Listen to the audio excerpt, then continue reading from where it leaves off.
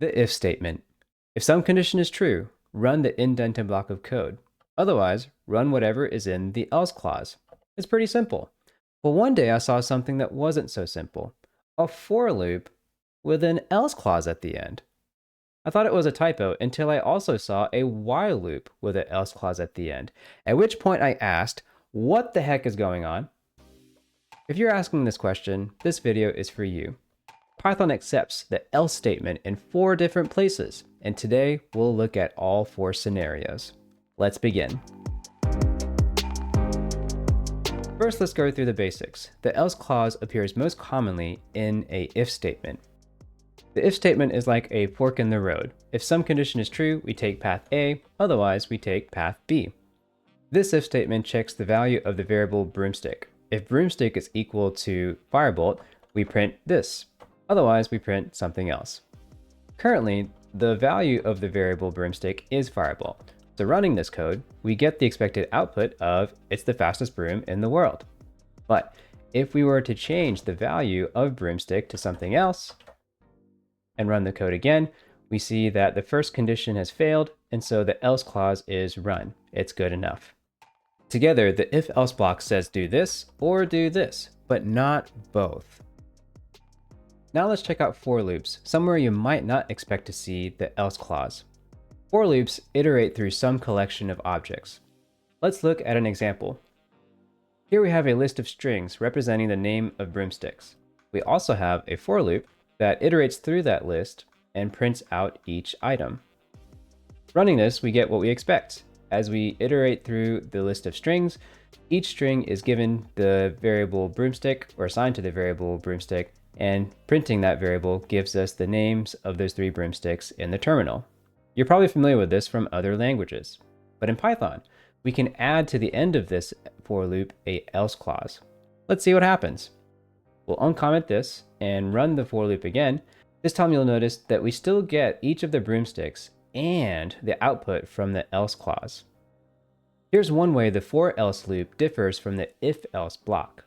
In the if else block, only one of those paths is run, but in the for else loop, the for loop runs and the else clause runs, unless a break is found. Let me show you what I mean. Here in our code, after we print each broomstick, we'll add a conditional to break out of this for loop. We'll check if the value of broomstick, or the current value of broomstick, is equal to firebolt. If so, then we will break the for loop. What this means is that as we iterate through our list, we'll print every item, and once we reach firebolt, we'll break out of the for loop, meaning we won't continue through the remaining items of the list, and we will never reach the else clause. Let's see if that's true. This time you'll notice that we do get the first 2 items, Nimbus 2000 and Firebolt, but once we got to Firebolt, we hit the break command, we never got to comment or the else clause. And that's the basic idea of a for else block. The else clause only runs if the for loop never reaches a break command. Or another way of saying that is the else clause only runs if the for loop is allowed to run to completion. You're probably thinking, so what? When would I ever want to use a for else block? Well, sometimes you want to know if your loop ran to completion or if it exited early. One example is when you're searching for something in a list of objects. Let's look at one together.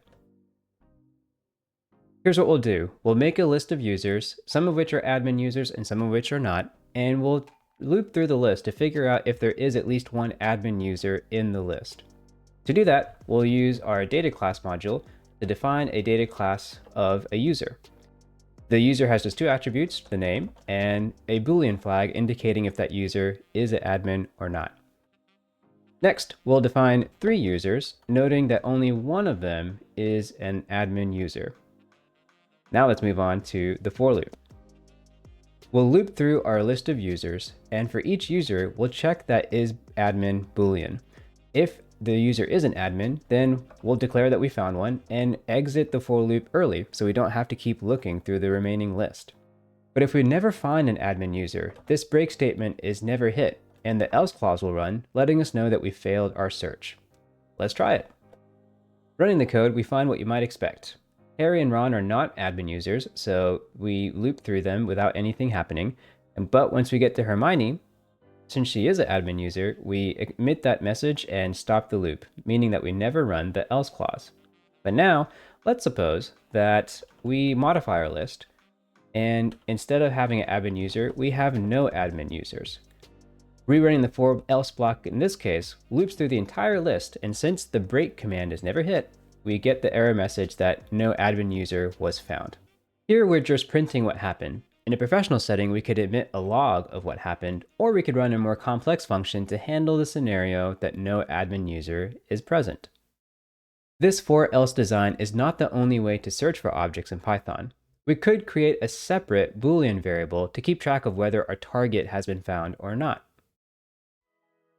Here's the same for else block we saw in the terminal, and here's an alternative approach that has the same outcome. In this alternative, we define a Boolean variable at the beginning, before our for loop, to indicate if we found an admin or not. Here, initialize it to false. Then we have our for loop, and as before, we're checking if that current user is an admin. If so, we print the same statement, but this time we update the Boolean variable to be true before we break. Later, we check the value of that Boolean variable and print if an admin user was not found. This alternative approach works, but it is a bit more cumbersome. We have to define another variable at the beginning and then update that variable within our for loop, and later after the loop ends, we have to run a if statement to check the value of that Boolean variable. The for else approach does the same thing with less lines of code, but the for else approach also cleanly separates the successful path from the failure path.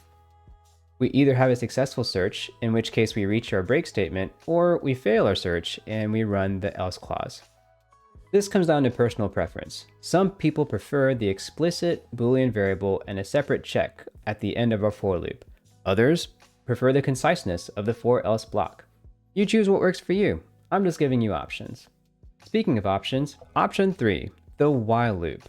This is another place the else clause appears, and its behavior is the same as when it appears with a for loop. The else clause only runs if the while loop runs to completion without a break statement. Or said differently, both the while clause and the else clause will run unless a break is found. Let's jump straight to an example. We'll simulate connecting to a server, and if our attempt to connect to the server fails, we'll wait a second before trying again. To do this, we will use our time module, and we'll define a function called connectToServer that simulates connecting to a server. Then we'll define a variable called attemptsMade that keeps track of how many times we've tried to connect to the server. And then we have our while loop.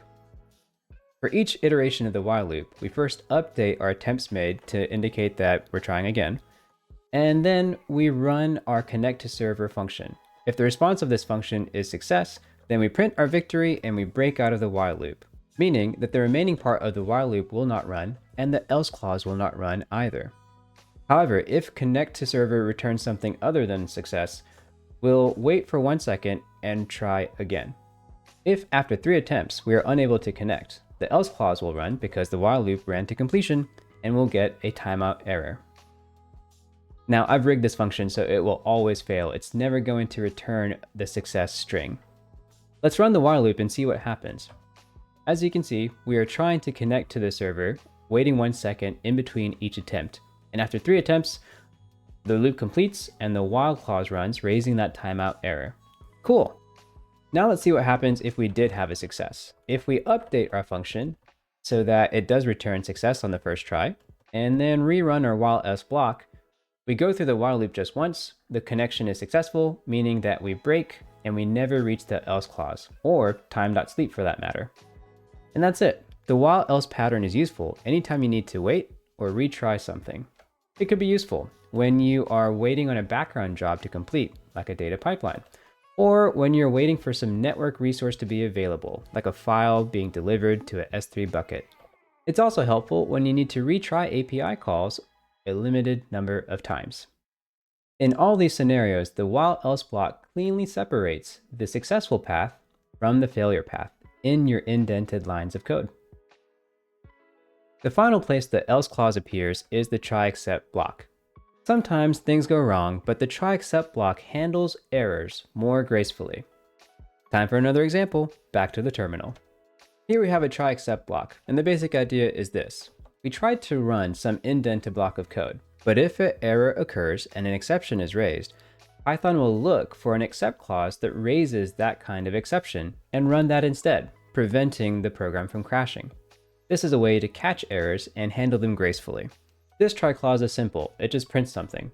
Running the try except block, we get the expected output of in try block, and because no error occurred from this print statement, we never run the except clause.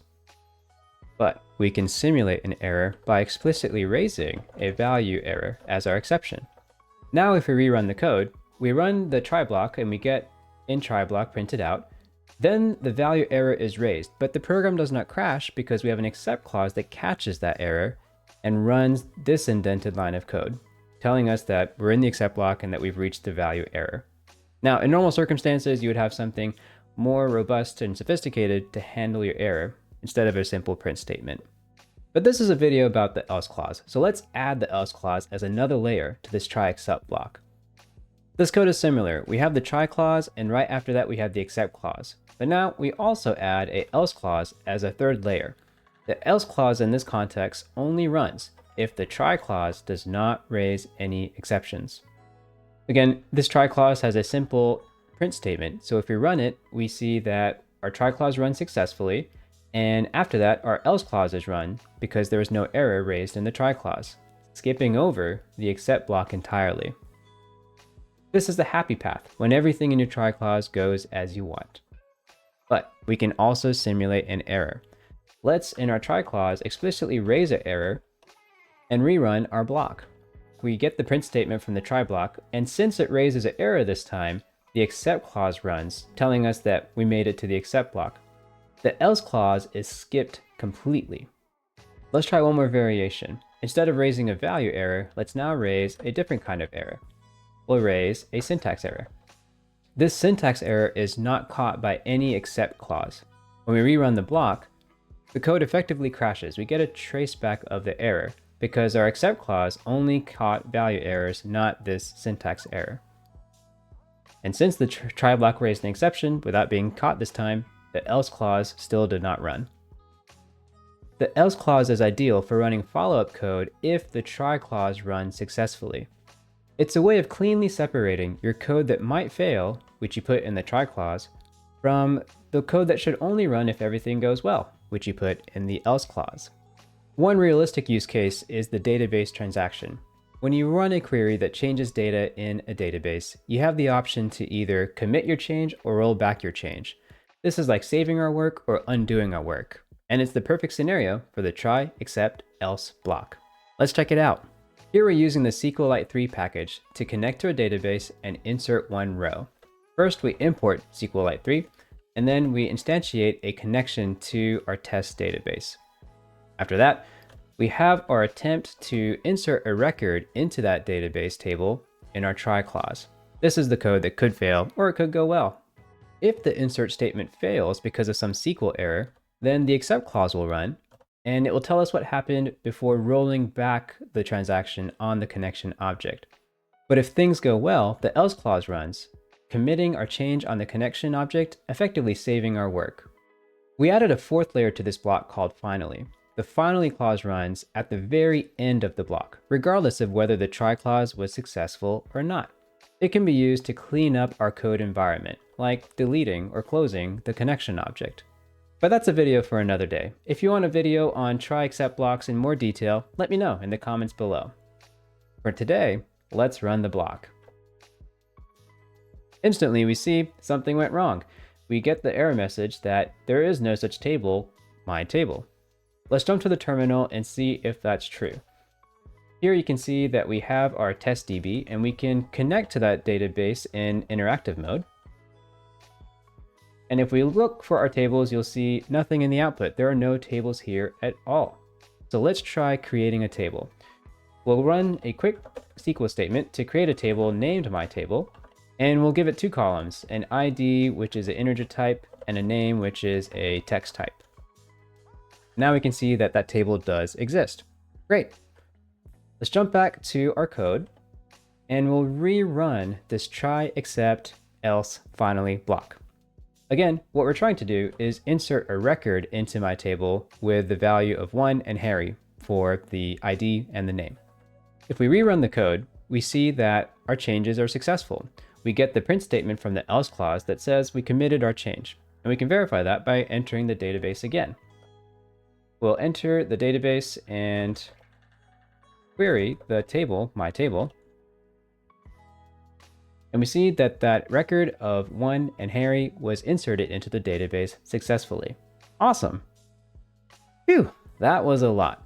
But great job, you now know the 4 places that Python allows the else clause. Let's summarize.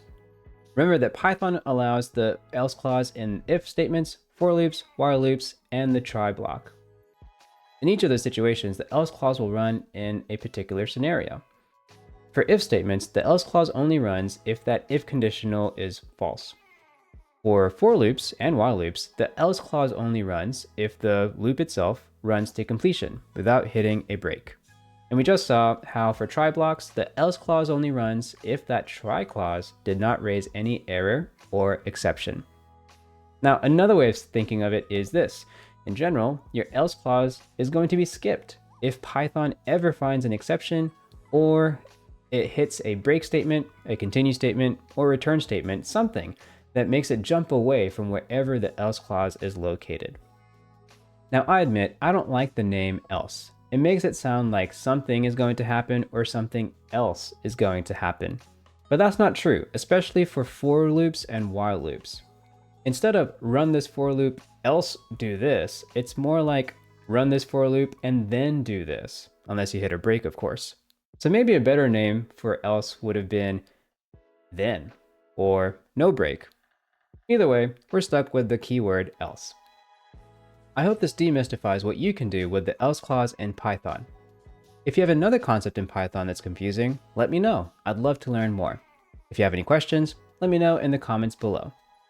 If you like what you see, please like and subscribe, or else. Until next time, happy coding.